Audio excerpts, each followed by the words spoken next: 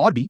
कौवे में पवित्रता, जुआड़ी में सत्यता, सर्प में क्षमा, स्त्रियों में काम शांति, कातर व्यक्ति में धैर्य, शराबी में विवेक तथा राजा में निष्कपट मैत्री भाव किसने देखा है या किसने सुना है। दूसरी एक बात यह भी है कि मैंने इस राजा का अथवा अन्य किसी राजा के प्रिय व्यक्ति या संबंधी का स्वप्न में भी कभी कोई अनिष्ट नहीं किया है। क्यों यह राजा मुझसे अप्रसन्न हो गया है, यह बात समझ में नहीं आती है। इस प्रकार चिंतित दंतिल को एक बार राजा के सिंह द्वार पर द्वारपालों द्वारा निवारित देखकर झाड़ू देने वाले उस गोरंब ने हंसकर द्वारपालों से कहा, द्वारपालों सावधान रहना, ये दंतिल राजा का विशेष कृपा पात्र है। इसे राजा की ओर से निग्रह दंड देने का तथा अनुग्रह पुरस्कार आदि देने का पूर्ण अधिकार प्राप्त है। इसको रोकने से आप लोग भी उसी प्रकार अर्धचंद्र के भागी होंगे जैसा कि मैं हुआ था। गोरंब की उक्त बात को सुनकर दंतिल ने अपने मन में सोचा कि यह संपूर्ण चालबाजी इसी गोरंब की है। यह निश्चित है अथवा ठीक ही कहा गया है कि राजा की सेवा में नियुक्त व्यक्ति चाहे कितना भी कुलहीन, मूर्ख एवं राजा द्वारा असम्मानित क्यों न हो, लोक में उसका आदर होता ही है। राजभृत्य या सरकारी सेवक कायर और डरपोक भले ही हो, वह जन समुदाय में कभी पराजित नहीं होता है। डरपोक और कायर व्यक्ति भी राजा की सेवा में आने के बाद प्रजावर्ग में सिंह की ही तरह बलवान समझा जाता है। बड़े से बड़े व्यक्ति भी उसको पराजित नहीं कर पाते हैं।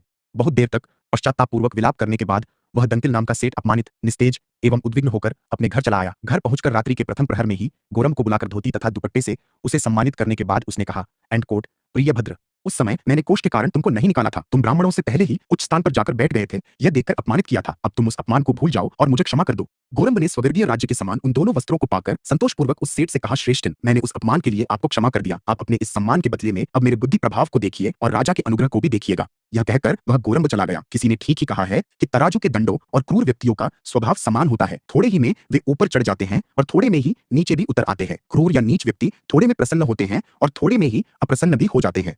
दूसरे दिन गोरंब ने राजभवन में जाकर अर्धनिद्रित राजा के सन्निकट झाड़ू लगाते हुए यह कहा, हमारे राजा की यह कितनी बड़ी अज्ञानता है कि वे मलत्याग करते समय भी ककड़ी खाया करते हैं। गोरंब की उस बात को सुनकर राजा ने आश्चर्यचकित होकर कहा, अरे गोरंब, कैसी अनर्गल बातें कहते हो। घर का नौकर समझकर मैं तुम्हें मार नहीं रहा हूं। तुमने मुझे कभी इस प्रकार के कार्य को करते हुए कभी देखा है क्या। उसने उत्तर में कहा, देव, जुआ खेलने में व्यस्त रहने के कारण मैं रात भर जागता रहा हूं। अतः झाड़ू लगाते समय मुझे बलात् निद्रा आ गई थी। निद्रा की दशा में मेरे मुख में जो कुछ निकल गया है उसे मैं जानता नहीं हूं।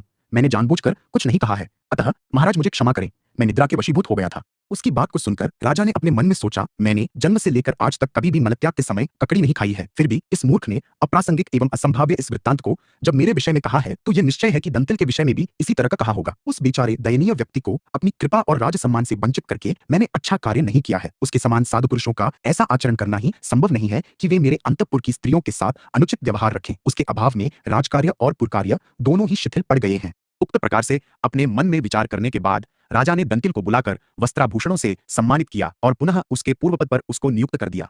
अतएव जो व्यक्ति मद के कारण, गर्व के कारण या अहंकार के कारण छोटे बड़े सभी राज वृत्तियों का सत्कार नहीं करता है, वह व्यक्ति श्रेष्ठी दंतिल की तरह पदच्युत होकर अपमान सहता है।